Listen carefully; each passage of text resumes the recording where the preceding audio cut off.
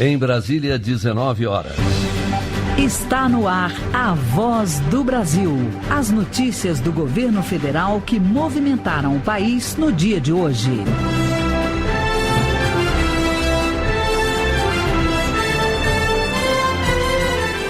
Boa noite. Boa noite para você que nos acompanha em todo o país. Sexta-feira, 24 de fevereiro de 2017. E vamos ao destaque do dia. O Brasil está saindo da crise. Para o presidente Michel Temer, inflação mais baixa, juros em queda e novos investimentos sinalizam a mudança de rumo do país. É o começo do crescimento do país, porque quando você combate a recessão, você parte para o crescimento e do crescimento para o combate ao desemprego. E você também vai ouvir na Voz do Brasil de hoje. Fiscalização reforçada para combater o trabalho infantil no Carnaval. Ao vivo, Natália Mello. Criança trabalhando só se for na brincadeira. O Ministério do Trabalho quer evitar que os pequenos estejam vendendo produtos nas ruas. E você pode fazer a sua parte. Daqui a pouco eu volto com mais informações. Fiscalização também nas estradas e nos aeroportos. Ney Pereira. Nesta véspera de fim de semana prolongado, nós acompanhamos a movimentação nas estradas e no aeroporto de Brasília. E a Voz do Brasil vai falar também de um projeto que está levando livros para os presídios federais. Cláudio Zeferino está preso e conta como a leitura está resgatando sua liberdade. A gente aprende a ter cautela nas decisões, preparar a vida e seguir um rumo que não é de sofrimento. A Voz do Brasil de hoje na apresentação de Gláucia Gomes e Ayrton Medeiros. E para assistir a gente ao vivo na internet, basta acessar www.voz.gov.br. Muita gente já está nas ruas para aproveitar o carnaval. E você sabia que pode brincar de forma mais consciente ao não incentivar que crianças estejam trabalhando nesta época do ano? O Ministério do Trabalho vai reforçar as ações de fiscalização para coibir esta prática durante o carnaval. E você também pode fazer a sua parte. A repórter Natália Mello está em algum lugar do Rio de Janeiro, no ensaio de um bloco de carnaval e traz mais informações. Boa noite, Natália. Conta pra gente onde você está agora. Olá, boa noite, Glaucia. Boa noite, Ayrton. Boa noite a todos os ouvintes da Voz do Brasil. Eu estou aqui no Grajaú, na zona norte do Rio de Janeiro, ao lado de pequenos e grandes foliões que aguardam pelo ensaio do Bloco Carioca Catalatas, conhecido por abraçar causas importantes como meio ambiente, reciclagem, entre outras. E o enredo deste ano do bloco é Criança trabalhando só se for na brincadeira. A ideia, além de animar a multidão, é conscientizar as pessoas de que lugar de criança é na escola. E a erradicação do trabalho infantil é um compromisso do governo que vem reforçando as ações de fiscalização em todo o país. O Bloco Catalatas conta com a parceria do Ministério do Trabalho e membros do projeto de fiscalização de combate ao trabalho infantil e de proteção ao trabalhador adolescente do Rio de Janeiro. Bom, a idade mínima para o trabalho no Brasil é de 16 anos e a única exceção é para a aprendizagem a partir dos 14 anos. Mas ainda é muito comum que crianças e adolescentes trabalhem na informalidade, sendo exploradas, como no comércio, por exemplo. Eu conversei mais cedo com um superintendente do Ministério do Trabalho aqui no Rio, Elton Yomura, que deu exemplos de como as pessoas também podem ajudar a combater o trabalho infantil. Não comprando, não consumindo nenhum desses produtos que são oferecidos pelas crianças que estão sendo exploradas nesse tipo de trabalho. O lugar da criança é na escola. Nós temos visto com habitualidade o trabalho infantil na informalidade, não em estabelecimentos constituídos. O que seria isso? É o pequeno varejo, são as crianças que são exploradas para venda de comércio de balas, doces, ambulante. Essa é a atuação que a gente tem procurado combater, e outra forma que a população pode ajudar é denunciando, através do Disque 100 e dos outros canais de denúncia que todos chegarão ao Ministério do Trabalho para que nós façamos as averiguações. E vale lembrar que o Disque 100 recebe denúncias não apenas de trabalho infantil, mas de violações aos direitos humanos de maneira geral. O serviço está disponível 24 horas por dia e é de graça. Ao vivo do Rio de Janeiro, Natália Mello. E já começou nas rodovias brasileiras a operação da Polícia Rodoviária Federal para garantir a segurança dos motoristas no feriado de Carnaval. O fluxo de veículos já está mais intenso e também já aumentou o movimento nos aeroportos. Nós vamos conversar agora ao vivo com o repórter Ney Pereira, que acompanhou a movimentação na BR-040 aqui no Distrito Federal e no aeroporto de Brasília. Boa noite, Ney. Boa noite, Ayrton, Glaucia e aos ouvintes da Voz do Brasil. Aqui no aeroporto de Brasília, a movimentação é intensa nos pontos de check-in.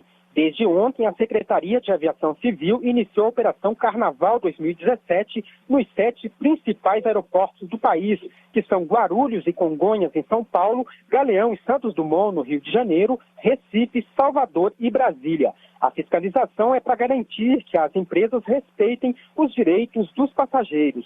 Só nos 2 aeroportos de São Paulo, nos 2 do Rio de Janeiro e no de Salvador, a estimativa do governo federal é de cerca de 3 milhões de passageiros passem pelos terminais até o dia 6 de março. Junto, esses aeroportos vão ter 950 decolagens por dia. Antes da viagem, o passageiro deve seguir algumas recomendações, como detalha o gerente de operações da ANAC, Marcelo Lima. Que o passageiro faça o check-in com bastante antecedência, pelo telefone, ou pela internet, ou ainda no próprio aeroporto, para não ter nenhum tipo de problema. Chegue com bastante antecedência no aeroporto também. Para voos domésticos, a gente coloca com no mínimo 1 hora já esteja no aeroporto. Voos internacionais com no mínimo 2 horas. Quando for passar pelo raio-x, que ele tire todos os itens de metal que estejam com ele e que também retire o notebook da mochila, para passar mais rápido na inspeção. Caso tenha algum problema, o passageiro deve procurar a empresa aérea que precisa resolver a situação. Em caso de atraso do voo, a partir de 1 hora, o passageiro tem direito a usar o telefone ou computador da empresa para avisar que vai chegar atrasado. A partir de 2 horas, tem direito à alimentação. E a partir de 4 horas, tem direito à acomodação em local adequado, que pode ser hospedagem. Se ele tiver alguma denúncia, deve procurar a ANAC ou ligar no número 163. Mais cedo eu estive também na BR-040 aqui no Distrito Federal e acompanhei lá o trabalho da Polícia Rodoviária Federal na Operação Rodovida. Vamos acompanhar a reportagem. No final da tarde desta sexta-feira, o tráfego de veículos já era intenso na BR-040, que liga o Distrito Federal aos estados de Goiás, Minas Gerais e Rio de Janeiro. Para prevenir acidentes, a Polícia Rodoviária Federal começou na sexta-feira da semana passada a segunda fase da Operação Rodovida. O chefe do Núcleo de Policiamento da PRF de Brasília, Rodrigo Freitas, explica quais são as ações da operação neste ano. As fiscalizações estão voltadas para todas as infrações que podem provocar acidente que leve à morte. Então as fiscalizações estão focadas em motocicletas, no uso da cadeirinha e cinto de segurança, verificando a conduta do motorista, se está transitando na contramão de direção, fazendo uma ultrapassagem indevida e o uso de álcool e direção ao mesmo tempo. O microempresário José Eudo, que estava dirigindo a trabalho, foi parado pela fiscalização, que encontrou irregularidades no veículo. Falta uma faixa refletiva e os pneus traseiros estão careca. Neste ano, os policiais também estão verificando se os veículos estão circulando com o farol aceso. De acordo com a PRF, em 2016, as ações da Operação Rodovida possibilitaram a redução de 39% nos acidentes nas rodovias brasileiras em relação ao mesmo período de 2015. Reportagem, Ney Pereira. E depois do Carnaval é Quaresma e a venda do pescado em todo o país aumenta. E é preciso ficar de olho no peixe. O Ministério da Agricultura está inspecionando esses produtos vendidos em supermercados. O objetivo é uma ação preventiva para evitar as fraudes, garantindo a qualidade. Na fiscalização do ano passado, quase 20% dos pescados coletados apresentaram problemas. O brasileiro gosta de peixe, mas nem sempre se sente seguro com a mercadoria que é oferecida nos supermercados. É o caso da Mirna Carvalho Pessoa, de 55 anos, que acaba comendo menos pescados do que gostaria. Gosto muito de peixe. Eu não tenho consumido porque é difícil você encontrar peixe fresco em mercado. E o consumidor se esforça na busca de pescados de boa qualidade. Luiz Fernando Correia é mineiro, mora com a esposa e 4 filhos. Na hora de comprar o peixe, a família entra em ação. A gente, quando vai comprar, realmente observa muito os olhos do peixe, observa muito a escama do peixe, está soltando a cor do peixe, o cheiro. O trabalho é mais difícil quando o peixe está cortado e congelado. Por isso, o Ministério da Agricultura deu início, nesta semana, à Operação Semana Santa. Foram coletadas amostras de peixes nacionais e importados nas redes de varejo de 8 estados brasileiros e do Distrito Federal. O auditor fiscal agropecuário, Paulo Araújo, fala sobre o que pretendem com essa busca. A garantia de que tem que ser dada ao consumidor é a responsabilidade da empresa, mas a gente, como órgão oficial, cabe a nós controlar e constatar que realmente aquela empresa está adotando os procedimentos para não enganar o consumidor. Empresas suspeitas de substituírem as espécies de pescado em busca de lucro fácil vão entrar em medida cautelar, um regime de controle reforçado, até que comprovem que o produto que está sendo vendido é realmente o que consta no rótulo. E a operação tem o apoio do consumidor, como reforça a aposentada Teresina Gurgel, de 76 anos. Quanto mais coisa saudável que a gente coma, melhor ainda, né? Segurança, que essa é a saúde da gente, né? Os estabelecimentos infratores vão sofrer autuações, apreensões de produto e multas. Reportagem Natália Kozlik. Gerar empregos para os brasileiros é a principal meta do governo. Para isso, é preciso combater a recessão e organizar a economia. O governo vem tomando algumas medidas econômicas que têm derrubado a inflação e os juros praticados no mercado. E para o presidente Michel Temer, com um cenário mais favorável, a confiança de empresários e trabalhadores aumenta, o que sinaliza a retomada do crescimento do país. Depois de pegar o país em recessão, as medidas econômicas do governo, como o limite de gastos públicos, resultaram na queda da inflação e diminuição dos juros. A inflação, que estava perto dos 10%, fechou 2016 em 6,29%. E com os índices baixos em janeiro e fevereiro deste ano, os menores em muitos anos, o presidente Michel Temer explicou que esse cenário aponta para que a inflação fique abaixo da meta do governo para 2017, que é de 4,5%. Qual o significado disso? O significado é a restauração da confiança e da credibilidade no país. Não é sem razão que os investimentos começam a aumentar. Os investimentos estrangeiros estão vindo aí. É o começo do crescimento do país, porque quando você combate a recessão, você parte para o crescimento e do crescimento para o combate ao desemprego. O presidente citou outra medida do governo que vai favorecer a economia, o saque de contas inativas do FGTS a partir do dia 10 de março. Vão ser até 40 bilhões de reais a mais que vão circular na economia, dinheiro que pode ser usado para pagar dívidas, viajar ou consumir. Para Temer, a reorganização da economia brasileira vai tornar possível o crescimento do país. Neste momento em que os juros também começam a cair, nós temos uma renovada esperança de que o Brasil efetivamente cresça. Nós temos dito com muita frequência, e eu repito aqui, nós eliminamos a recessão. Agora vamos para o crescimento e para o desenvolvimento do nosso país. O Brasil tem rumo. Nesta semana, o Banco Central reduziu a taxa básica de juros pela 4ª vez seguida. A Selic está agora em 12,25% ao ano, o menor patamar dos últimos 2 anos. A taxa é usada como referência para juros de empréstimos bancários e de crediários em lojas, por exemplo. Reportagem Eduardo Biagini. O presidente Michel Temer indicou hoje o nome do deputado Aguinaldo Ribeiro, da Paraíba, como novo líder do governo na Câmara. Segundo Temer, o novo líder vai dar continuidade ao relevante papel desempenhado até aqui pelo deputado André Moura, de Sergipe, na defesa das reformas que são necessárias à retomada do crescimento do país. O presidente anunciou ainda a indicação do deputado Lelo Coimbra, do Espírito Santo, como líder da maioria na Câmara dos Deputados. Para Michel Temer, essa reconhecida capacidade de trabalho e experiência no Legislativo e no Executivo devem levar adiante o diálogo com os deputados da base aliada. 19h14 em Brasília. Leitura que muda o rumo da vida. Ayrton, daqui a pouquinho nós vamos falar de um projeto que está levando livros para dentro dos presídios federais. O carnaval está aí e a gente já ouviu hoje que o movimento nas estradas e aeroportos já é grande. E se tem gente viajando, o mercado do turismo comemora. E não é só agora no carnaval, não. O setor tem boas expectativas para os próximos meses. Até julho, são 3 feriados prolongados. Agora, uma pesquisa do Ministério do Turismo mostra que os brasileiros estão mesmo dispostos a viajar, mas apostam em roteiros mais econômicos. Mesmo com uma fase difícil na economia, muita gente não desistiu de viajar, como a dona de casa Maria José Pereira, que enfrentou 15 horas de estrada para chegar na cidade maravilhosa. Boa viagem, mas cansativo. Para a enfermeira Marcela Barbosa, o dinheiro também está curto. A solução foi escolher uma cidade mais próxima de casa, no Rio de Janeiro. Dá para fazer uma viagem mais econômica e poder curtir um pouquinho com a família. Os brasileiros estão mais dispostos a fazer as malas este ano. A intenção de viajar nos próximos 6 meses aumentou de 19% para 22,7% em relação ao mesmo período do ano passado, segundo o Ministério do Turismo.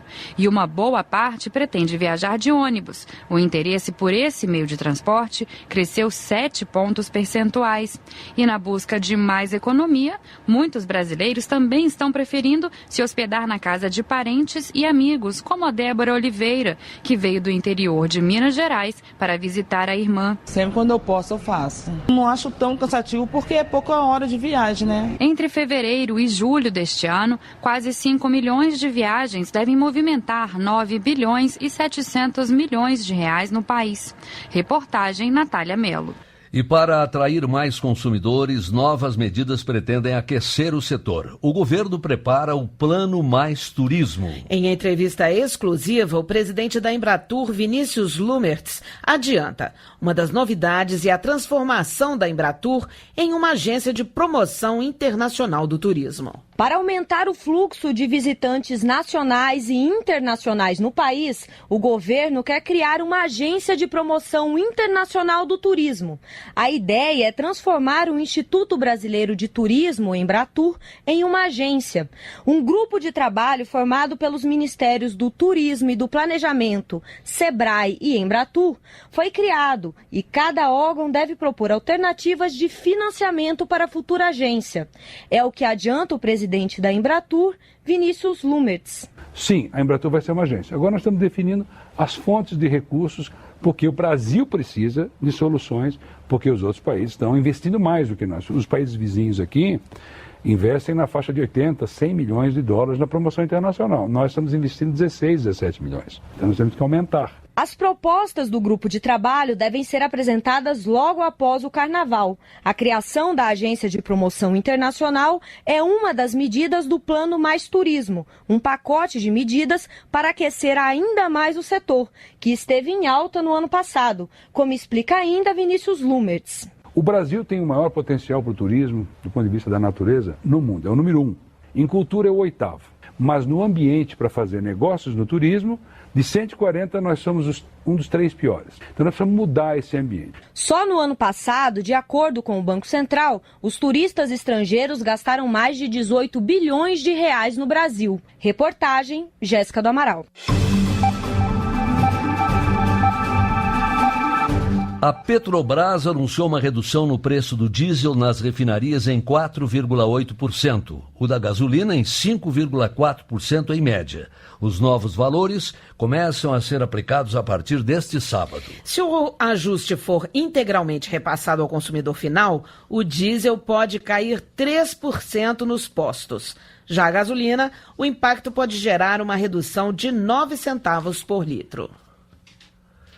O combate ao mosquito Aedes aegypti, aquele que transmite a dengue, a chikungunya e a zika vírus, ganhou mais uma ferramenta. É um aplicativo para telefones celulares e basta uma foto para informar sobre focos do mosquito. A novidade começa a ser usada pelas prefeituras e qualquer pessoa pode ajudar nessa batalha. 26 mil ocorrências e 400 focos do mosquito Aedes aegypti. Esses são os números já registrados no novo aplicativo lançado pelo Ministério do Planejamento em parceria com o FRJ, que auxilia no combate e controle do mosquito. Agora, qualquer servidor público pode pode registrar esses focos. Basta acessar o aplicativo, tirar uma foto e enviar. Todas as informações, inclusive com a localização do foco encontrado, vão para uma base de dados do Ministério do Planejamento, que envia para os órgãos de saúde tomarem as providências necessárias. Como explica o diretor de Tecnologia da Informação do Ministério do Planejamento, Eduardo Gomes. Na medida em que você tem essa informação trazida em tempo real, isso favorece muito a administração, seja municipal, seja dentro dos próprios órgãos, a tomar ações efetivas. E isso vai evitar a reprodução do mosquito. O pesquisador da COP UFRJ, Sérgio Rodrigues, afirma que, além de registrar as informações, o sistema gera gráficos e estatísticas que vão ajudar o governo a montar estratégias no combate ao mosquito. O conjunto dos servidores utilizando isso ao redor do Brasil e agora também os municípios vai trazer mais informações para o combate ainda mais rápido. A Prefeitura de Nova Friburgo, no Rio de Janeiro, já está quase pronta para começar a usar o aplicativo.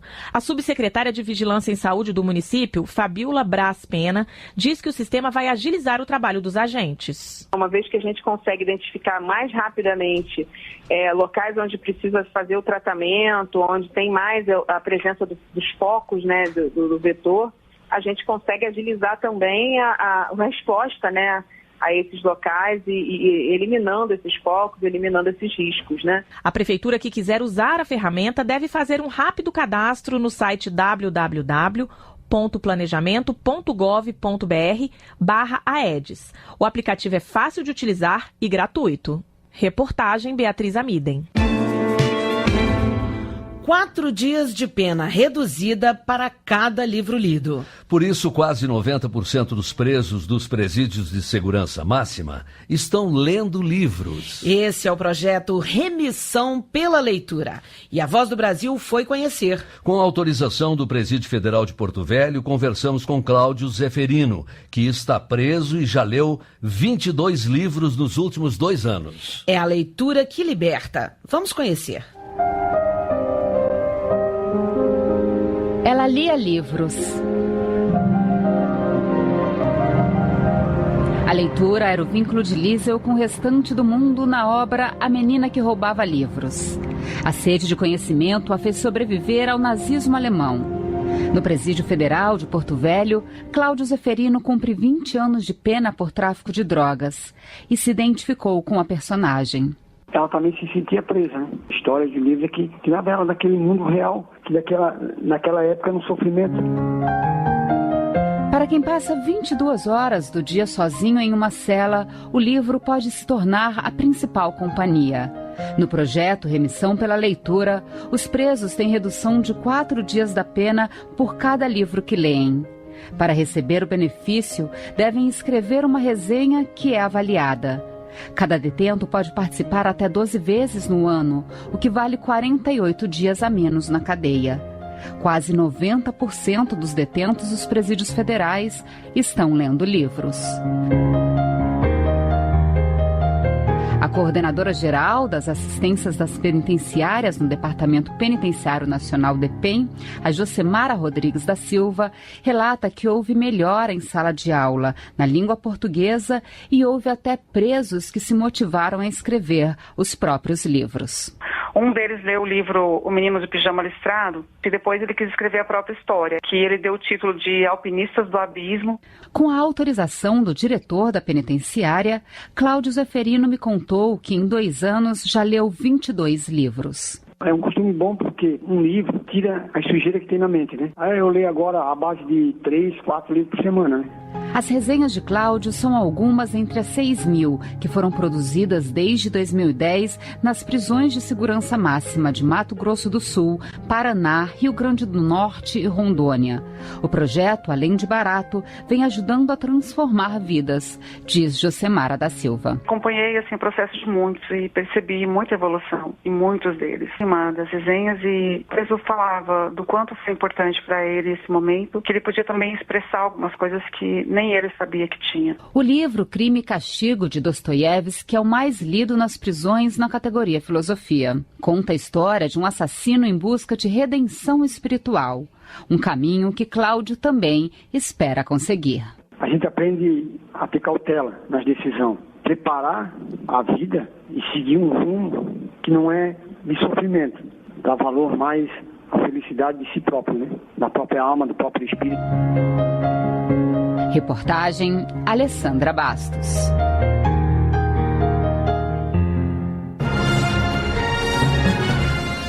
Essas foram as notícias do governo federal. Uma realização da Secretaria de Comunicação Social da Presidência da República. Com produção da empresa Brasil de Comunicação. Fique agora com as notícias do Poder Judiciário e do Congresso Nacional. Boa noite e um bom fim de semana. Boa noite para você e até segunda-feira.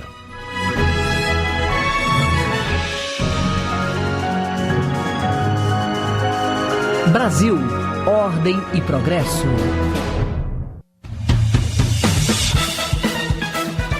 Você vai ouvir agora notícias do Poder Judiciário. Ministro do Supremo Tribunal Federal concede liberdade a ex-goleiro Bruno até julgamento final do caso. Homem deve continuar preso por não pagar pensão a filho. Casal deve receber indenização por falha em pacote turístico de carnaval. Agora em Brasília, 7h25. Boa noite, eu sou Uliana Gomes. E eu sou o Arthur Filho. O ministro do Supremo Tribunal Federal, Marco Aurélio Mello, concede liminar em habeas corpus para liberar o ex-goleiro Bruno da prisão. A decisão é em caráter provisório e o ex-goleiro pode aguardar em liberdade até o julgamento em um recurso na Justiça. Fernando Rota. Em março de 2013, Bruno Fernandes das Dores de Souza foi condenado a 22 anos e 3 meses de reclusão pelo assassinato e ocultação de cadáver de Elisa Samúdio. A sentença foi do Tribunal do Júri de Contagem em Minas Gerais. Bruno recorreu ao Tribunal de Justiça Mineiro, mas o caso ainda não foi analisado. Assim, ele está preso preventivamente há 6 anos e 7 meses. Ao analisar o pedido de soltura do ex-atleta, o ministro Marco Aurélio entendeu que, como o processo ainda não foi concluído, não há justificativa para a prisão preventiva de Bruno, que já dura anos. Assim, o ex-goleiro do Flamengo pode aguardar o julgamento final do caso em liberdade. Superior Tribunal de Justiça mantém ordem de prisão contra pai que não pagou pensão a filho. O pai, no Distrito Federal, chegou a entrar com ação pedindo para ser dispensado de pagar os valores. Fátima Uchoa. O pai alegou que o filho já era maior de idade, tinha concluído o curso superior e era empresário. A Justiça determinou a suspensão dos pagamentos da pensão até o julgamento das questões centrais do processo, mas a prisão foi decretada por causa das parcelas já vencidas anteriores ao pedido judicial feito pelo pai. Ao analisar recurso em habeas corpus movido pelo homem, o ministro Moura Ribeiro, relator do caso no STJ, considerou que não houve ilegalidade na prisão. Para o ministro, o processo de desobrigação de pagar a pensão alimentícia não torna ilegal a ordem de prisão, que foi baseada em dívidas anteriores. Loja TNG deve restituir valores gastos por vendedora obrigada a comprar roupas da marca para usar como uniforme. A decisão é da terceira turma do Tribunal Superior do Trabalho, Priscila Peixoto. A trabalhadora alegou que a empresa não fornecia de forma gratuita o uniforme, apenas concedia descontos nos produtos. Com isso, ela disse que chegava a gastar cerca de R$200 por mês com a compra das roupas para trabalhar. A Justiça do Trabalho no Paraná lembrou que a norma coletiva garante o fornecimento das roupas de forma gratuita quando o uso é obrigatório. O relator do caso na terceira turma do TST, ministro Alexandre Agra Belmonte, manteve o mesmo entendimento, condenando a TNG a restituir os valores gastos pela vendedora. Casal deve receber indenização de R$12 mil por falha em pacote turístico. A viagem era para o feriado de carnaval de 2015 em um cruzeiro de navio. Carlos Ribeiro. O casal disse que o valor pago incluía todos os serviços e produtos no cruzeiro, mas quando embarcaram foram informados que o pacote não dava direito às bebidas alcoólicas. O cliente ainda precisou informar os dados do cartão de crédito para garantir o consumo, mas a empresa confirmou os dados apenas 2 dias antes do desembarque. Para a Justiça de Minas Gerais, houve falha na prestação do serviço por parte das empresas responsáveis pelo pacote de viagem. Justiça Federal no Rio Grande do Sul mantém multa e cassação de habilitação de motorista que se recusou a fazer o teste do bafômetro. O condutor alegava que tem direito de não produzir provas contra ele mesmo. Johnny Luna. O Tribunal Regional Federal na capital gaúcha manteve infração aplicada pela Polícia Rodoviária Federal a um motorista que se negou a soprar o bafômetro. Para a decisão, o direito de não produzir provas contra si mesmo é no âmbito penal. Quanto ao trânsito, os julgadores entenderam que a recusa de realizar o exame que comprove a embriaguez é uma infração, de acordo com a lei, e os policiais podem recolher a carteira de habilitação e multar o motorista que se recusar a fazer o teste. A Justiça do Rio Grande do Norte condenou um supermercado por falta de acessibilidade. O estabelecimento deve fazer adaptações para o pleno acesso de pessoas com deficiência e mobilidade reduzida. Caso o supermercado não realize as obras, em 4 meses será cobrada multa de R$3.000 por dia. Você acompanha outras notícias do Poder Judiciário em 104,7 FM para o Distrito Federal em torno e também pela internet. Acesse www.radiojustiça.jus.br e siga pelo Twitter. twitter.com/radiojustiça. Uma boa noite. A você, boa noite, bom carnaval. Notícias do Poder Judiciário, uma produção da Rádio Justiça, Supremo Tribunal Federal. Está no ar, o Jornal do Senado. Paulo Bauer afirma que cenário econômico ainda não é adequado para reajuste da tabela do imposto de renda. E Fernando Bezerra alerta que melhoria dos índices econômicos não afasta a necessidade de reformas. Lúcia Vânia destaca a lei de responsabilidade das estatais e lembra que a adaptação às regras deve ocorrer até junho de 2018. Estes são os destaques de hoje do Jornal do Senado, que começa agora. Boa noite. Boa noite. A partir da próxima quinta-feira, os contribuintes já poderão enviar para a Receita Federal a declaração do imposto de renda da pessoa física. O prazo se encerra no dia 28 de abril. Os senadores, no entanto, lamentam decisão do governo federal de não reajustar a tabela do imposto de renda deste ano. Os governistas alegam que uma eventual correção poderia comprometer o ajuste econômico em andamento. Repórter Érica Christian.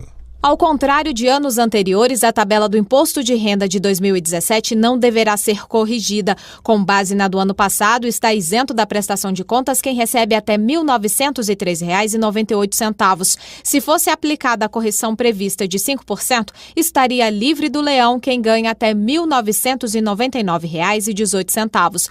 Mas pagarão 7,5% quem recebe até R$ 2.826,65. 15% até R$ 3.751,06, 22,5% até R$ 4.664,68 e 27,5% acima deste valor. O líder do PSDB, senador Paulo Bauer de Santa Catarina, defende a correção da tabela, mas alegou que o momento não é apropriado. Se não for possível esse ano, quem sabe no ano que vem, porque nós sabemos que ela vem defasada há muito tempo e não adianta agora a gente querer consertar tudo de uma vez só e com rapidez apenas para fazer discurso político e conquistar a simpatia da opinião pública. O senador Armando Monteiro, do PTB de Pernambuco, lembrou que a defasagem da tabela do imposto de renda ultrapassa 80% no período de 1996 a 2016. Nós não podemos desconhecer que há uma grave crise fiscal e que essa correção evidentemente afeta de forma direta a receita, que tem origem no imposto de renda. Então, diante disso, eu entendo que o governo não tem condições de fazer a correção integral, mas poderia oferecer uma correção parcial que de alguma maneira mitigasse esse quadro de tanta defasagem que se observa hoje. Embora a tabela não tenha sido corrigida, os contribuintes pagarão 4,5% a mais de imposto neste ano, se recebeu algum aumento salarial em 2016.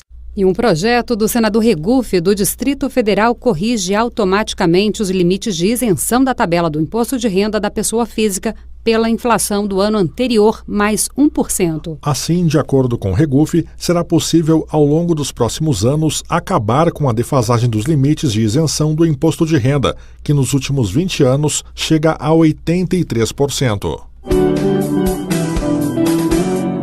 A reforma da Previdência é uma tentativa de acabar com o sistema de proteção aos idosos e aos incapacitados. A avaliação é do senador Randolfo Rodrigues, da Rede Sustentabilidade do Amapá. Ele lembrou que com as regras propostas pelo governo Temer, o limite de idade para a aposentadoria será de 65 anos, o mesmo dos países da União Europeia, onde a expectativa de vida é bem mais alta que a do Brasil. Randolph considera que a reforma é cruel, uma piada de mau gosto e uma afronta aos trabalhadores dos setores público e privado. Destrói a coluna vertebral do estado de bem-estar social construído pela Constituição de 1988.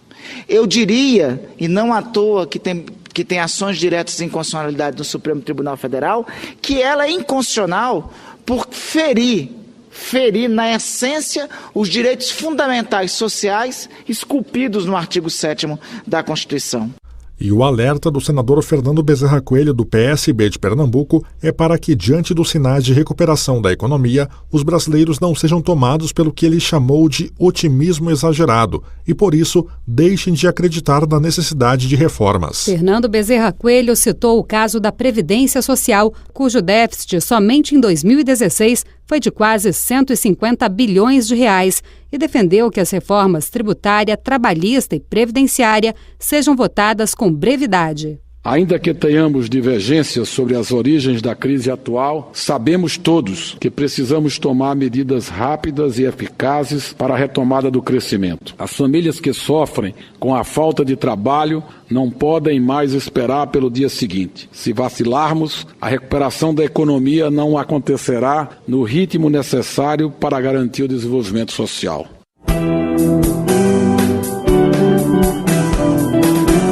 O senador Lazier Martins, do PSD do Rio Grande do Sul, lamentou que o consumidor brasileiro tenha sido chamado a pagar uma conta por causa da irresponsabilidade financeira do governo da ex-presidente Dilma Rousseff. Ele explicou que em 2012 a ex-presidente editou uma medida provisória com o objetivo de reduzir a conta de luz. Para tanto, houve a antecipação do fim dos contratos de concessão de empresas geradoras e transmissoras de energia, com o devido ressarcimento referente aos investimentos feitos por essas empresas, mas não amortizados. Os contratos seriam, no entanto, renovados sob a condição de redução da receita das empresas, o que possibilitou a diminuição artificial da conta de energia em 20%. As geradoras foram compensadas, mas o pagamento devido às empresas transmissoras foi adiado, o que resultou num prejuízo de 62 bilhões de reais, segundo cálculos da Agência Nacional de Energia Elétrica, a ANEEL. E é esse o valor que agora deverá ser repassado para as contas de energia dos consumidores, informou Lazier Martins. Esse valor, que será pago em 8 anos, vai gerar um impacto médio para os consumidores somente no ano de 2017 de 7,17%, variação de 1,13% até 11,45%, considerando o valor de 10 bilhões e 800 milhões já pagos neste ano.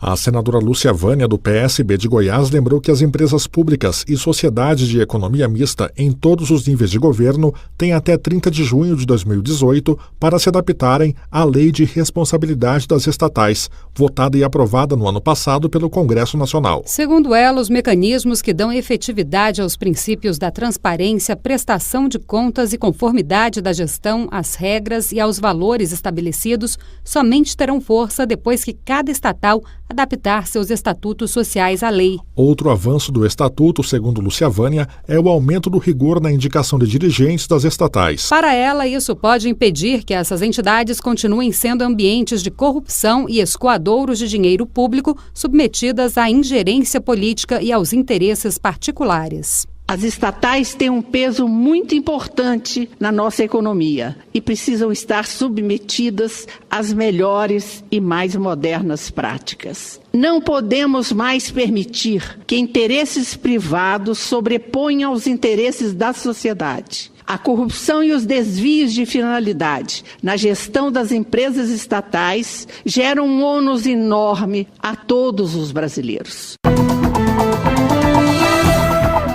Jornal do Senado, redação e edição Alexandre Campos, Larissa Bortoni, Maurício Desante e Paulo César Lopes. Áudio Antônio Carlos Soares. Apresentação Lia Passarinho e Tiago Medeiros. Produção Rádio Senado sob a direção de Ivan Godoy. Direção da Secretaria de Comunicação Social, Virgínia Malheiros Galvez. O Jornal do Senado fica por aqui. Acompanhe agora as notícias do Tribunal de Contas da União e da Câmara dos Deputados. Boa noite, um bom fim de semana. Boa noite. Minuto do TCU. Escute essa você que deseja se capacitar. Conheça os cursos do Tribunal de Contas da União, todos pela internet e são auto-instrucionais. Ou seja, você pode acompanhar no seu ritmo. Uma opção é estudar o controle exercido por conselhos de assistência social. Outro curso oferecido é Fundamentos de Convênios com Utilização do Siconv. Você ainda pode escolher o curso de Obras Públicas de Edificação e Saneamento e o de Planejamento Governamental e Gestão Orçamentária e Financeira. E você ainda pode se qualificar em Controles na Administração Pública. Todos esses cursos são gratuitos. Para se matricular, você entra no portal do TCU, www.tcu.gov.br, clica no ícone da Educação Corporativa e escolhe o seu curso. Bons estudos. TCU, fiscalização a serviço da... Minuto do TCU. Escute essa você que deseja se capacitar. Conheça os cursos do Tribunal de Contas da União, todos pela internet e são auto-instrucionais. Ou seja, você pode acompanhar no seu ritmo. Uma opção é estudar o controle exercido por conselhos de assistência social. Outro curso oferecido é Fundamentos de Convênios com Utilização do Siconv. Você ainda pode escolher o curso de Obras Públicas de Edificação e Saneamento e o de Planejamento Governamental e Gestão Orçamentária e Financeira. E você ainda pode se qualificar em Controles na Administração Pública. Todos esses cursos são gratuitos. Para se matricular, você entra no portal do TCU, www.tcu.gov.br, clica no ícone da Educação Corporativa e escolhe o seu curso. Bons estudos. TCU, fiscalização a serviço da sociedade.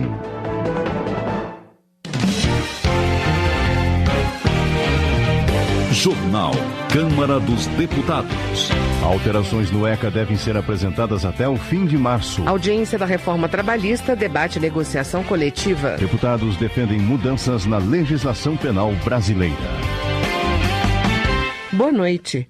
Uma das funções do direito penal é promover a segurança pública, assegurando a investigação de crimes, processando e punindo culpados. Dessa forma, Luiz Couto, do PT da Paraíba, observa que são necessárias mudanças profundas e o endurecimento das leis penais para garantir segurança efetiva para os brasileiros. Segundo Laudívio Carvalho, do Solidariedade, só nos 2 primeiros meses do ano, 12 ônibus foram queimados na região metropolitana de Belo Horizonte, por ordem de traficantes. Para o deputado, o governo de Minas Gerais deveria pedir apoio do governo federal e também da sociedade para denunciar casos de ataque ao transporte coletivo. Delegado Edson Moreira, do PR de Minas Gerais, também mostrou preocupação com os ataques aos ônibus em Belo Horizonte.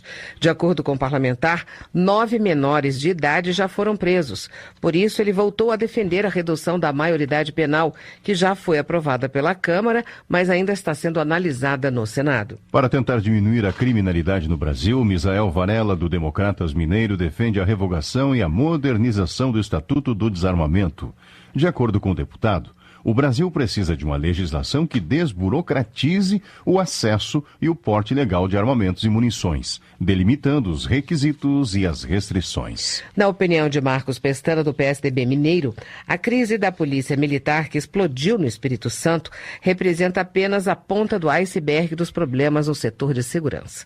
O deputado avalia que a tragédia foi alimentada por uma obsoleta ordem penal, na qual contraventores de baixa periculosidade se misturam com assassinos e traficantes, criando uma verdadeira universidade do crime. Capitão Augusto, do PR de São Paulo, manifestou apoio ao projeto que anistia os policiais militares do Espírito Santo. O deputado culpou o governo capixaba pelas ocorrências durante a manifestação de familiares de policiais nas portas dos batalhões. Tropas federais ocupam a cidade do Rio de Janeiro para garantir a segurança durante o carnaval. Simão Cecim, do PP, avalia que a medida é equivocada, porque leva o crime para a Baixada Fluminense, onde, segundo ele, a ousadia dos bandidos não tem limites e existe uma tensão de guerra civil. O deputado pede que o Ministério da Defesa estenda aos municípios da Baixada a presença das forças nacionais. Pesquisas recentes revelam que São Luís, no Maranhão, é uma das capitais mais violentas do Brasil. Preocupada com os dados, Elisiane Gama, do PPS, considera que o aumento da criminalidade no município se deve à falta de uma política arrojada e efetiva para a segurança pública. A população de Rio Branco, no Acre, ficou assustada depois que criminosos queimaram 6 ônibus em alguns pontos da capital. Rocha, do PSDB, avalia que há descaso por parte da administração estadual e do comando da Polícia Militar. Rodrigo Martins, do PSB do Piauí, critica o excesso de exposição dado a um recente caso de pichação ocorrido em Teresina. O deputado frisa que não se trata de defender o pichador preso, mas de exigir o mesmo tratamento a bandidos que assaltam bancos e cometem outros crimes. A revisão do Estatuto da Criança e do Adolescente deve ser apresentada até o fim de março. A reportagem da Rádio Câmara traz mais detalhes sobre a audiência que discutiu o tema na Câmara nesta semana. Acompanhe. Relator quer apresentar até o fim de março o novo substitutivo para as 53 propostas de revisão das medidas socioeducativas aplicadas a menores infratores. O texto altera o Estatuto da Criança e do Adolescente e é defendido por parlamentares contrários à redução da maioridade penal, aprovada pela Câmara em 2015, mas ainda em tramitação no Senado. Em 2014, o deputado Carlos Sampaio, do PSDB paulista, chegou a apresentar um substitutivo que eleva de 3 para 8 anos o tempo máximo de internação dos jovens infratores. Porém, o texto não chegou a ser votado. O novo relator, deputado Aliel Machado, da Rede do Paraná, disse que vai priorizar as melhores sugestões para corrigir os atuais equívocos do ECA e adequá-lo às diferentes e complexas realidades regionais dos jovens infratores. O relatório de Aliel já tem cerca de 100 páginas e deve ser divulgado até o fim de março. O deputado admite punição mais severa para os menores que cometem crimes, sobretudo crimes contra a vida. Porém, também aposta na implementação plena do Sistema Nacional de Atendimento Socioeducativo, o SINASE, que ainda tem uma gestão deficiente, segundo Aliel Machado. Tem que ter uma diferenciação de punição para o jovem de 12 anos e para o 17, que praticamente é um adulto. Até para que a gente possa ter uma recuperação rápida e para que esse jovem que é preso, na verdade é internado, mas eu digo preso porque lá é uma cadeia, sim, porque eu fui visitar, ele tenha consciência do ato que ele cometeu. A gente está estudando a possibilidade de criar uma vinculação do sistema, vinculada a uma pasta de cada estado, ou deixar uma alternativa que seja ou a pasta da Justiça e Família ou a pasta de Educação, para garantir uma rúbrica financeira e que o governo do estado, o gestor, vai ser responsabilizado caso ele não garanta as condições mínimas. Em audiência pública da Comissão Especial de Revisão das Medidas Socioeducativas, o promotor Márcio de Oliveira sintetizou algumas das dificuldades que os operadores de justiça e os próprios menores infratores enfrentam com a atual redação do Estatuto da Criança e do Adolescente. Na parte que trata da responsabilidade penal de adolescentes, nós trabalhamos com uma lei que não nos dá recursos para fazer justiça com os adolescentes. O menino de 12 está sujeito às mesmas consequências que o menino de 17. No caso dos atos mais graves, prevê para um roubo a mesma consequência que prevê para um latrocínio. E isso gera uma insegurança enorme para os adolescentes. É um mar de subjetividade. O menino fica à mercê do entendimento, do preconceito, dos valores pessoais, da equipe técnica, do diretor da unidade, do juiz, do promotor, do defensor. Mesmo reconhecendo a necessidade de revisão do ECA, a presidente da Fundação Casa do Estado de São Paulo, Berenice Janella, manifestou preocupação com alguns pontos que poderão constar do substitutivo da Comissão Especial da Câmara. Janella teme, por exemplo, que o texto equipare o tráfico de drogas ao crime hediondo. Se a gente fosse falar só dos crimes hediondos, nós temos em São Paulo 269 dos 9.200 jovens que estão conosco. Se nós incluirmos o tráfico, esse número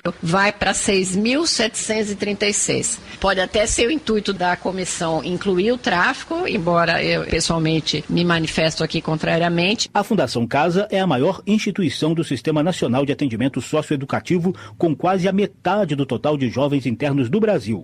Dos cerca de 9.000 1.200 internos, 1% cometeu homicídio doloso e 0,7% cometeu estupro. A maioria esmagadora responde por casos de roubo e tráfico de drogas. Da Rádio Câmara de Brasília, José Carlos Oliveira. Justiça. O ministro do Supremo, Luiz Roberto Barroso, defende a legalização da maconha e da cocaína para diminuir a crise carcerária e o tráfico de drogas. Vitor Valim, do PMDB do Ceará, discorda do ministro, argumentando que muitos produtos legalizados no país, como o cigarro, continuam sendo contrabandeados. O Supremo Tribunal Federal decidiu que Moreira Franco pode ser ministro do governo Temer e manter o foro privilegiado mesmo sendo investigado na Lava Jato. Marcon, do PT gaúcho, critica a diferença de tratamento dado a Lula e a ex-presidente Dilma, que foram acusados de tentar obstruir a operação. Para o deputado, a atitude revela perseguição ao PT. Bom Gás, do PT do Rio Grande do Sul, lembra que o Supremo Tribunal Federal investiga a denúncia da Procuradoria-Geral da República de que o PMDB teria articulado o impeachment da presidente Dilma Rousseff, com o objetivo de parar as investigações da Lava Jato. Política. Artigo de Chico Alencar do PSOL Fluminense trata da falta de legitimidade do governo para sugerir as reformas da Previdência e Trabalhista. Ele entende que propor 49 anos de contribuição é condenar o brasileiro a trabalhar até morrer. Além disso, para o deputado, reformar a legislação trabalhista num contexto de desemprego é flexibilizar a lei no exclusivo interesse do patronato. Na opinião de Harold de Oliveira, do PSC do Rio de Janeiro, a reforma política deve ser tratada como prioridade pelo Congresso. O parlamentar critica o número elevado de partidos, que, a seu ver, é danoso para o funcionamento do Legislativo. Além disso, ele defende a proibição de coligações nas eleições proporcionais. Homenagem. Ao registrar o falecimento de Edson Bueno, sócio proprietário da Amil, Silvio Torres, do PSDB de São Paulo, ressalta a trajetória do empresário de origem humilde que conseguiu se formar em medicina e construir uma das maiores fortunas do país. A morte de Marco Antônio Alves dos Santos, conhecido como Marcão, é lamentada por Paulão de Alagoas. Segundo o deputado, Marcão era militante histórico do PT em Maceió e faleceu aos 53 anos de idade por causa de uma complicação cardíaca.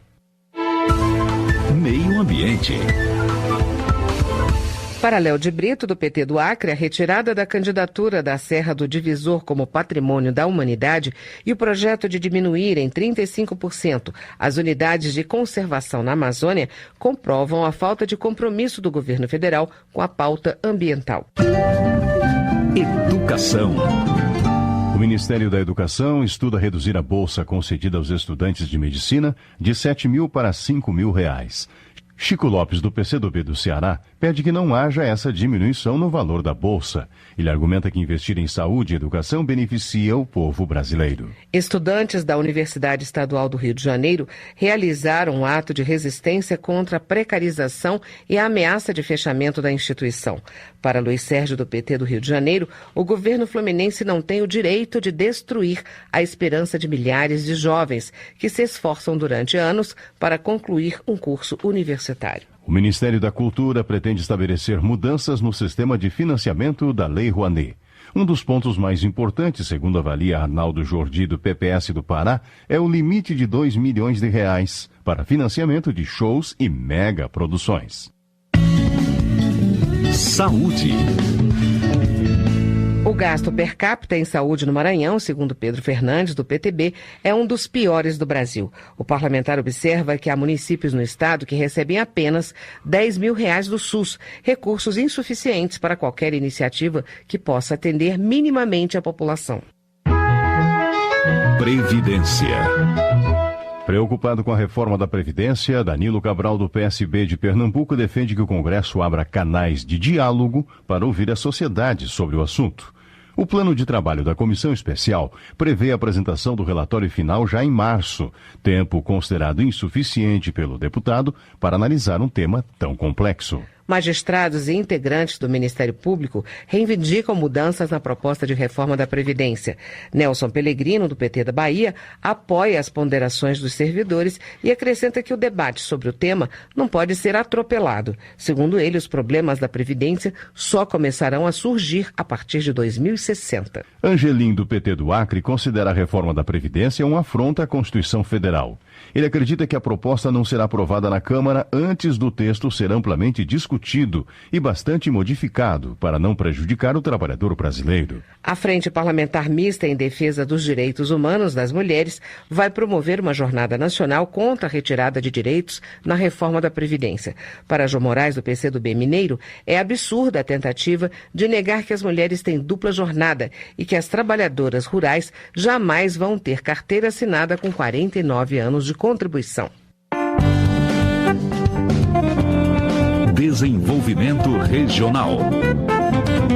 Contrário à construção da usina de Belo Monte desde o início, por entender que o projeto segue um modelo de desenvolvimento perverso que empobrece a população, Edmilson Rodrigues, do PSOL do Pará, critica a possibilidade de venda da hidrelétrica por 10 bilhões de reais. O deputado considera o valor absurdo, já que, segundo ele, até a conclusão da obra prevista para 2019, terão sido gastos 31 bilhões de reais. O programa Cartão Reforma foi criado em 2016 e tem como objetivo subsidiar a aquisição de materiais de construção para a reforma de imóveis da população de baixa renda. A previsão é disponibilizar cerca de R$5 mil para cada família. Ao comparar a iniciativa com o programa Minha Casa Minha Vida, Zé Geraldo, do PT do Pará, avalia o Cartão Reforma como insignificante. A Companhia Pernambucana de Saneamento finalizou as obras da adutora que vai garantir o abastecimento de água em Sertânia.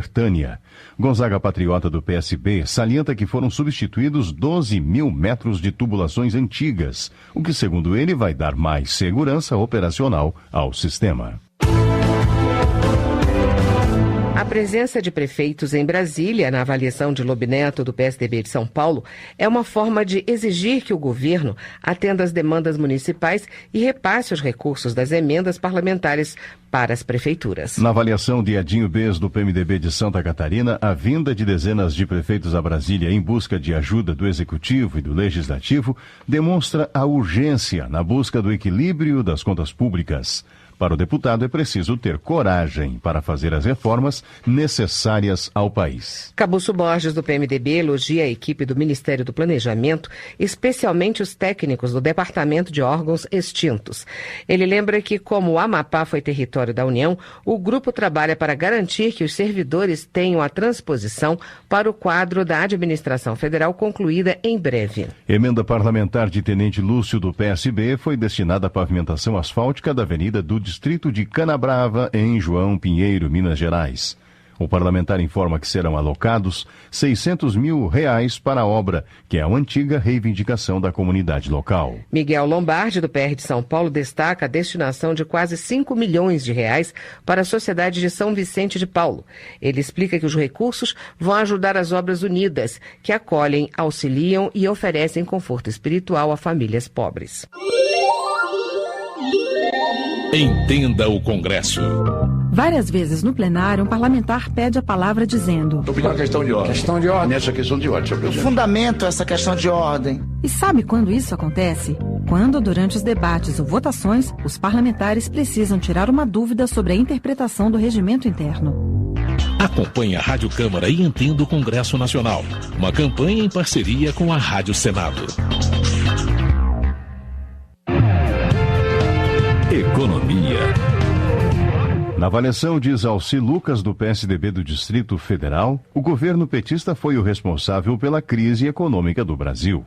De acordo com o deputado, a crise na Previdência é fruto, segundo ele, da desorganização e da incompetência demonstrada nos últimos 13 anos. Integrante da comissão especial que discute a reforma trabalhista, Celso Maldaner, do PMDB catarinense, destaca que é preciso criar um ambiente de negócios mais competitivo, desburocratizado, para que o Brasil possa manter as garantias e os direitos dos trabalhadores, além de criar mais vagas de emprego. Em audiência pública realizada na Câmara nesta semana, debatedores ressaltam aspectos importantes da regulamentação da negociação coletiva e a maturidade sindical para fazer prevalecer os direitos dos trabalhadores. Atualmente, o Brasil possui 11 mil sindicatos de trabalhadores e mais de 5 mil sindicatos patronais, de acordo com dados do Ministério do Trabalho. Saiba mais sobre o assunto na reportagem da Rádio Câmara.